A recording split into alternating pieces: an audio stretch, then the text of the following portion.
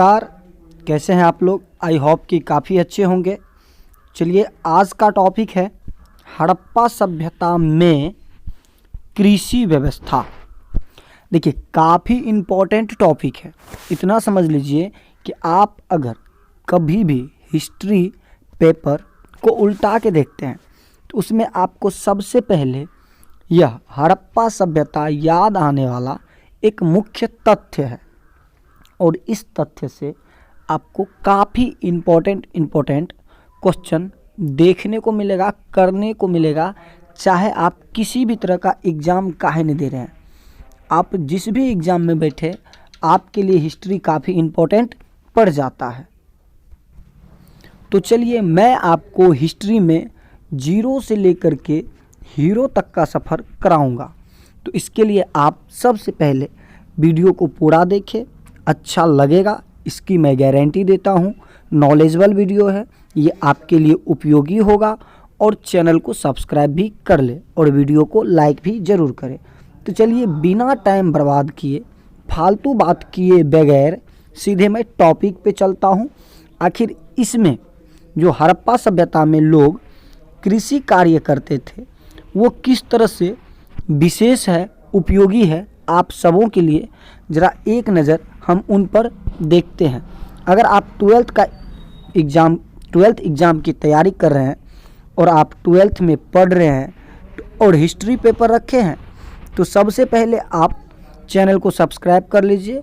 और इतना समझ लीजिए कि अगर आप रेगुलर वीडियो को देखते हैं, मात्र एक वीडियो को जो मैक्सिमम 30 मिनट का हो सकता है, तो आप हिस्ट्री पेपर बेफिक्र हो करके आगे एग्ज़ाम में हॉल में जा कर के बढ़िया पेपर लिखिएगा और 90+ नंबर लाइएगा, ये मुझे भरोसा है। तो चलिए देखते हैं मुख्य बात क्या है।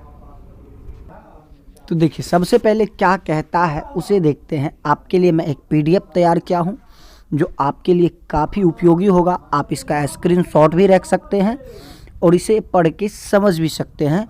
और मैं तो हूँ ही आपको समझाने के लिए, मेरा तो काम है समझाना। तो चलिए, कहता है हड़प्पा सभ्यता के सिंधु प्रदेश में वर्तमान के अपेक्षा बहुत अधिक वर्षा होती थी। इसलिए आज के अपेक्षा पहले यहाँ की भूमि अधिक उपजाऊ था, जबकि आज कम उपजाऊ है। आप स्वाभाविक समझ सकते हैं कि जिस क्षेत्र में अधिक बारिश होती है वहाँ का जो भूमि होता है वो उपजाऊ होता है। उस भूमि में नमी होती है, नमी की मात्रा अधिक होती है तो फसल अच्छा उगता है। इसी तरह वर्तमान के अपेक्षा, मतलब वर्तमान में कम हो रहा है, लेकिन हड़प्पा सभ्यता के समय में क्या था कि सिंधु प्रदेश, कौन सा प्रदेश आप देखिए यहाँ पे रेड कलर से मैं मार्क कर रहा हूँ, सिंधु प्रदेश में बहुत अधिक बारिश हो रही थी और जिसके कारण वहाँ का जो भूमि था, मिट्टी था, वो काफ़ी अधिक उपजाऊ था। अगर मेरा भूमि उपजाऊ है तो हम फसल बोएंगे, स्वाभाविक है। अगर फसल बोने लायक नहीं है, बंजर भूमि है, तो हम उद्योग धंधा वगैरह या घर बना लेंगे उस भूमि में। लेकिन अगर उपजाऊ है तो हम क्या करेंगे, उसमें फसल बोएंगे। तो इस तरह से हड़प्पा सभ्यता में मुख्य रूप से केवल सिंधु प्रदेश ही नहीं, अन्य प्रदेश भी काफ़ी उपजाऊ थे, क्योंकि उस समय बारिश अधिक हो रही थी, क्योंकि उस समय बारिश बहुत अधिक होती थी। आगे देखिए, इससे तो पता चल गया कि अधिक वर्षा के कारण वहाँ का भूमि अधिक उपजाऊ था, जिसके कारण फसल भी काफ़ी अधिक उपजता था। जबकि आगे देखिए, कहता है कि यहाँ के समृद्ध देहातों और नगरों को देखने से साफ स्पष्ट होता है कि प्राचीन काल में यहाँ की भूमि बहुत अधिक उपजाऊ था। तो स्वाभाविक है, अगर आप वहाँ के देहात को, नगर को देखिएगा तो इससे आपको स्पष्ट पता चलेगा कि यहाँ का जो भूमि था वो काफ़ी उपजाऊ था। क्योंकि अब अगर आपके यहाँ फसल अधिक उपजता है, आप अधिक खेती करते हैं, तो आपके घर पे फसल का जो लार पुआर भूसा या फसल का जो डंठल होता है वो सब तो काफ़ी रखेंगे। उसका अगर उपयोग किए तो अच्छी वाली बात है, अगर उपयोग नहीं किए तो वो सड़ जाएगा, गल जाएगा, या उसको कूड़ा कचरा के जगह पे रख दीजिएगा तो वो क्या होगा, एक ना एक दिन पड़ा रहेगा, सड़ा रहेगा, गल जाएगा धीरे धीरे, लेकिन ज़मीन पर तो रख रहे हैं। अब जब इतिहासकार उत्खनन कर रहे थे, उत्खनन करते थे, तो उसको इस तरह का कूड़ा करकट बहुत अधिक देखने को मिला, जिससे वो स्पष्ट तौर पे कहे कि यहाँ के लोग कृषि कार्य करते थे, क्योंकि यह एक नगरीय सभ्यता था। देखिए, हड़प्पा सभ्यता जो था वह एक नगरीय सभ्यता था, क्योंकि हड़प्पा सभ्यता में जो लोग घर बनाते थे, वहाँ पे जो लोग रहने के लिए आवास बनाते थे, वह मूल रूप से पक्की ईंटों का बनाते थे। पक्की, जिसको पका दिया जाता था, मिट्टी से ईंट बना करके या उसको पका करके फिर घर बनाते थे। तो इस हिसाब से देखिए, तो वहाँ के जो नगर थे और कुछ देहात भी थे, ऐसी कोई बात नहीं है कि सिर्फ जितने भी हड़प्पा सभ्यता के स्थल मिले हैं वो सब का सब नगर ही था। कुछ कम विकसित भी थे और कुछ बहुत अधिक विकसित थे। तो उन सब चीज़ों को देखने से स्पष्ट पता चलता है कि यहाँ के लोग कृषि कार्य करते थे। आगे देखिए, कहता है नगरों की रक्षा के लिए खड़ी की गई पक्की ईंटों की दीवारों से ज्ञात होता है कि यहाँ प्रत्येक साल बाढ़ आती थी, जिससे यहाँ की मिट्टी अति उपजाऊ था। अब जिस भूमि पे बाढ़ प्रत्येक साल आता है, अभी देखिए जैसे कि बिहार में लगभग प्रत्येक साल बाढ़ आ ही जाती है नेपाल से, जिसके कारण बिहार का जो भूमि है वो क्या हो जाता है, उपजाऊ हो जाता है। क्योंकि बिहार की भूमि में ज़मीन पे खादर मिट्टी जो पानी के द्वारा लाया जाता है उसकी मात्रा अधिक होती है। और जब खादर मिट्टी की मात्रा अधिक है तो खादर मिट्टी को दो भागों में बांटा गया है। खादर मिट्टी जैसे कि आप देखिए जलोढ़ मिट्टी मूल होता है, जलोढ़ मिट्टी को दो भागों में बांटा है, खादर मिट्टी और दूसरा हो जाता है बांगर मिट्टी। तो खादर और बांगर दोनों जलोढ़ मिट्टी का ही हिस्सा है। तो इससे क्या होता है कि ये सब उपजाऊ होता है, ये सब काफ़ी उपजाऊ होता है। ये सब आता कैसे है, बाढ़ के द्वारा, पानी के बहाव के कारण मिट्टी को एक जगह से दूसरी जगह लाया जाता है, जिसमें पानी की मात्रा तो होती ही है। उसके बाद यह मिट्टी काफ़ी उपजाऊ भी होता है। तो हड़प्पा सभ्यता में नगरों की सुरक्षा के लिए पक्की ईंट को पका करके एक दीवार बनाया गया था, दुर्ग टाइप से बनाया गया था, जिससे बाढ़ वगैरह की समस्या से बचा जाता था। तो इस तरह से कह सकते हैं कि बाढ़ प्रत्येक साल आती थी, जिससे यहाँ की मिट्टी उपजाऊ था। अब उपजाऊ मिट्टी में क्या करेंगे, फसल तो उगाएंगे ही, तो फसल उगाते थे। आगे देखिए, कहता है कि सिंधु प्रदेश के लोग बाढ़ उतर जाने के बाद नवंबर महीना में, यहाँ पे देखिए आप, इसको मैं साइन मार्क कर देता हूँ, बिल्कुल दूसरे कलर से, डिफरेंट कलर से मैं इसको सर्किल बना के घेर दिया। तो कहता है कि सिंधु प्रदेश के लोग बाढ़ उतर जाने के बाद नवंबर के महीने में बाढ़ वाले मैदान में बीज बो देते थे और अगली बाढ़ के आने से पहले अप्रैल महीने में गेहूं और जौ, देखिए फसल कौन कौन सा है, जौ और गेहूं की फसल काट भी लेते थे। तो हड़प्पा सभ्यता के जो लोग थे वो लोग क्या करते थे कि जब उनके इलाकों में बाढ़ आता था ना, तो वो फसल नहीं बोते थे। बाढ़ की पानी जब उतर जाती थी तो वो लोग नवंबर महीना में क्या करते थे, फसल को बो देते थे। नवंबर महीना में फसल बो देते थे और उसी फसल को जाकर के किस माह में, अप्रैल महीना में काट भी लेते थे। तो इस तरह से क्या करते थे, वो लोग गेहूं और जौ का फसल बो देते थे और उसको काट लेते थे। फिर अगले साल बाढ़ आया, रहने दो भाई साहब, अब बाढ़ उतरने के बाद हम लोग क्या करेंगे, फिर से फसल बो देंगे। चलिए आगे देखें। देखिए कालीबंगा जो हड़प्पा सभ्यता का एक बहुत ही विख्यात पॉपुलर स्थल है, तो कहता है कि कालीबंगा में प्राक हड़प्पा काल के जो हल रेखा देखे गए हैं उनसे अनुमान लगाया जा सकता है कि हड़प्पा काल में राजस्थान में हल का प्रयोग होता था। स्वाभाविक है। अब मान लीजिए मेरा ये खेत है, मान लीजिए कि यहाँ पे मैं एक खेत बना रहा हूँ। हाँ, इस खेत में मैंने हल चलाया, एकदम चास समार बिल्कुल बढ़िया से कर दिए, बढ़िया से इस खेत की जुताई कर दिए।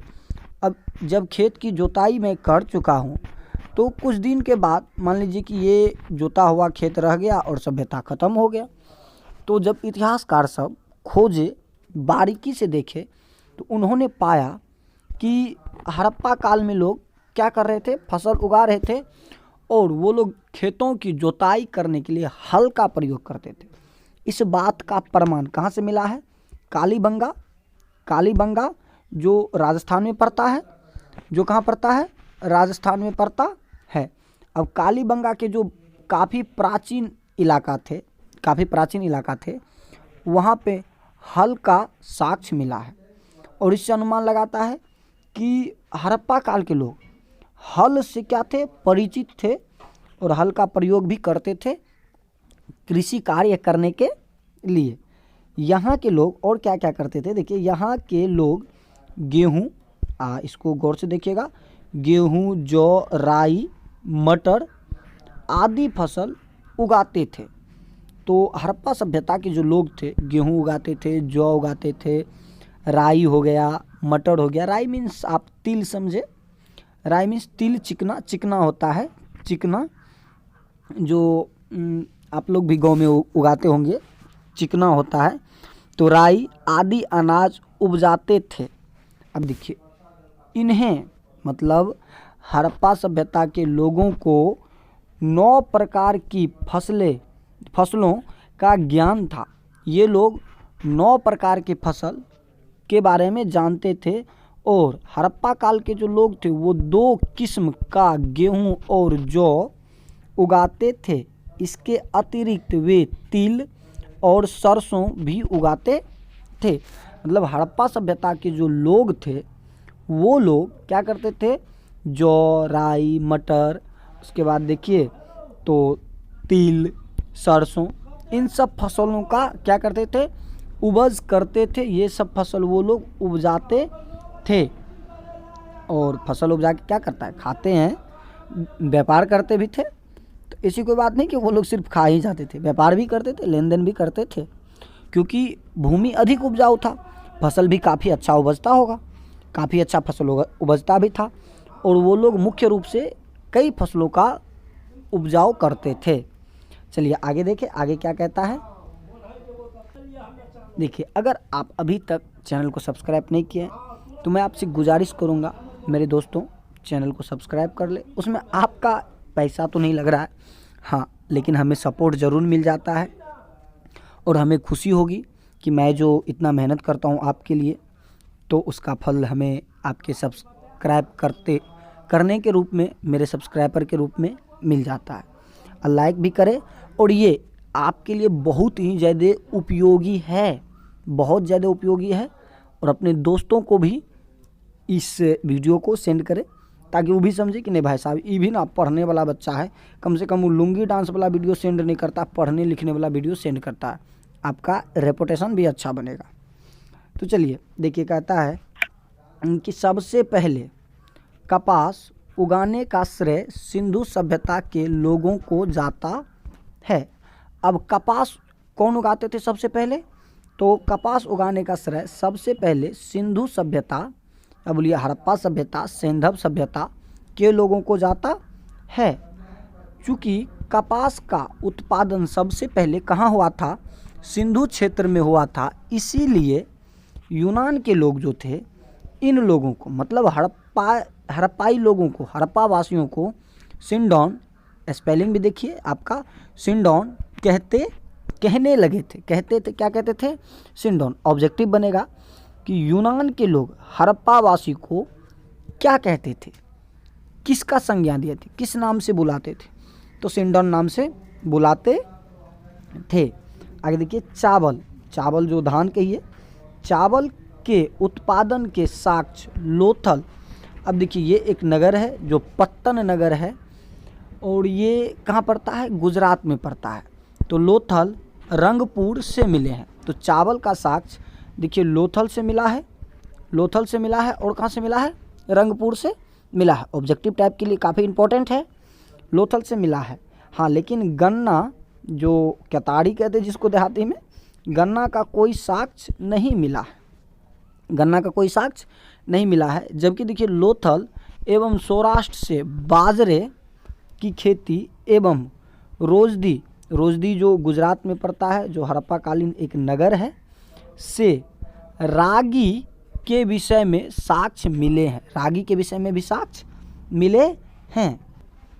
चलिए आगे का पॉइंट देखें। अगर अभी तक आप सब्सक्राइब नहीं किए हैं तो सब्सक्राइब जरूर कर ले और लाइक भी कर दे। मैं अमित कुमार आप लोगों के साथ तत्पर हूँ।